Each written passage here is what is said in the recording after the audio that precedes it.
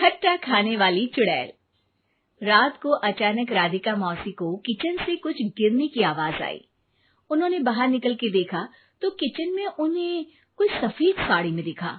वो चीख पड़ी, हे भगवान, आलतू जलाल तू आई भला को टाल तू, आलतू जलाल तू आई भला को टाल तू। राधिका मौसी को चीखते सुनकर श्रवण बाहर आता है भागते हुए। अरे माँ, क्या हुआ? क्या देख लिया? दादी माँ आ गई क्या सपने में? अरे बेटा, रसोड़े में देख तो कौन है? श्रवण रसोड़े में झांक कर देखता है और उसे कोई नहीं दिखता अंदर।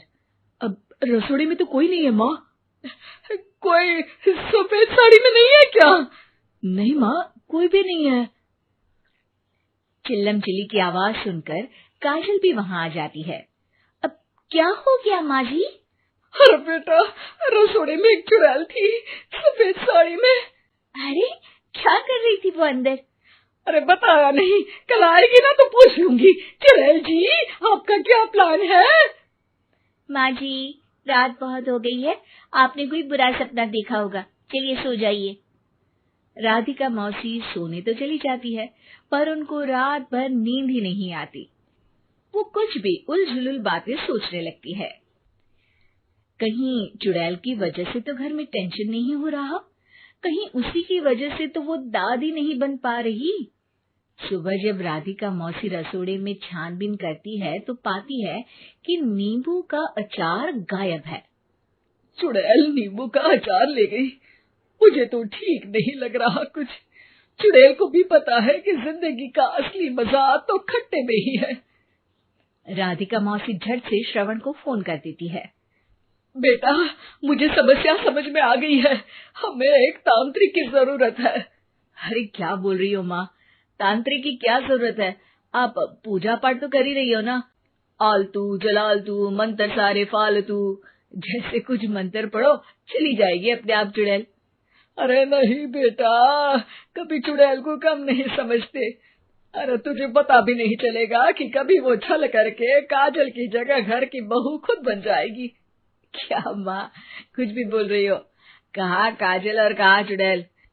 वैसे एक बात बताओ, काजल को अगर गाने के लिए बोल देना तो चुड़ैल काजल की आवाज सुनकर घर तो क्या धरती लोग छोड़कर चली जाएगी।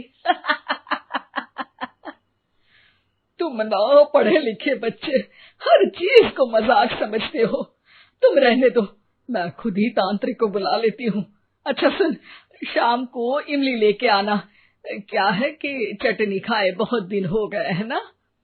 नहीं माँ, इमली तांत्रिक से ही मंगवा लो ना, आटा वगैरह भी उसी से पिसवा लेना। देखो मुझे काम करना है। श्रवण रात को कई तरह की सब्जियों के साथ माँ के कहने पे चटनी के लिए इमली भी ले आया था, लेकिन राधिका मौसी के दिमाग में अलग ही फिल्म चल रही थी। उन्हें अब सिर्फ शक ही नहीं यकीन होने लगा था कि शायद चुड़ैल ने श्रवण पर अपना जाल बिछा दिया था, जिस वजह से श्रवण उनकी बात ही नहीं मान रहा था। पर कोई नहीं, आने वाली रात में राधिका मौसी खुद तैयार हो गई चुड़ैल को पकड़ने के लिए। रुद्राक्ष की माला, तुलसी का पत्ता, हनुमान चालीसा सब हाथ के पास ही था, बस चुड़ैल का इंतजार था। और जैसा राधिका मौसी ने सोचा था वैसा ही हुआ। वो चुड़ैल उस रात भी आई, पर वो राधिका मौसी से तेज निकली और राधिका मौसी के उससे पकड़ने के पहले ही वो भाग खड़ी हुई। जरूर बहू पे साया है उस चुड़ैल का, तभी तो श्रवण के कमरे में गई है। और अगली सुबह राधिका मौसी पिछली रात हुए हमले में किन चीजों का नुकसान हुआ उसका हिसाब लगा रही थी। उनके खेमे से एक आम के अचार की शीशी भी गायब हो चुकी थी, और वो इमली भी जो कल श्रवण लेकर आया था। राधिका मौसी इस बारे में सोच ही रही थी कि श्रवण जल्दी से रसोड़े में आकर दवाइयों की पोटली ढूंढने लगता है। अरे बेटा, क्या हो गया? अब माँ, वो काजल की तबीयत खराब है, बहुत घबराहट हो रही है उसे।